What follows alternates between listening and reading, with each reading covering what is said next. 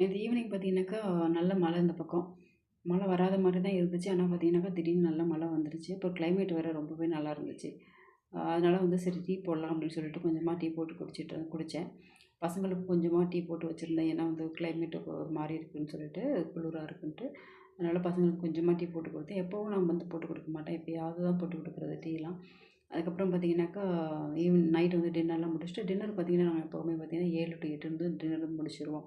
8 மணிக்கு மேல 9 மணிக்கு மேல அந்த மாரிலாம் சாப்பிட மாட்டோம். அ அதுக்கு முன்னாடி சாப்பிட்டு முடிச்சுட்டு கேழ்வரகு மாவு இருந்துச்சு. அத வச்சு அ ஆளுக்கு 2 தோசை ஊத்தி சாப்பிட்டாச்சு. அதுக்கப்புறம் நைட்டு வந்து எப்பவுமே வந்து பாதாம், அதுக்கப்புறம் திராட்சை வந்து ஊற வச்சுருவேன்.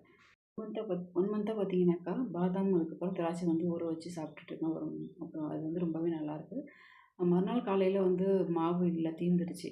அதனால என்ன பண்ணேன், என்ன பண்ணலாம் அப்படின்னு யோசிக்கும்போது பார்த்தீங்கன்னாக்கா, 2, 3 நாளைக்கு முன்னாடி முருங்கைக்கீரை வந்து மரத்தில வந்து பறிச்சு ஃப்ரிட்ஜில வச்சிருந்தேன். சரி அத வச்சு முருங்கைக்கீரை அடை செஞ்சிடலாம் அப்படின்னு சொல்லிட்டு கடலைப்பருப்பு, துவரம்பருப்பு, இட்லி அரிசி வந்து ஊற வச்சுட்டேன். காலையிலேக்கு வந்து முருங்கைக்கீரை அடை ஊத்திட்டு, அதுக்கப்புறம் தேங்காய் சட்னி பண்ணிடலாம் அப்படின்னு சொல்லிட்டு ஒரு பிளான்ல வந்து நைட்டு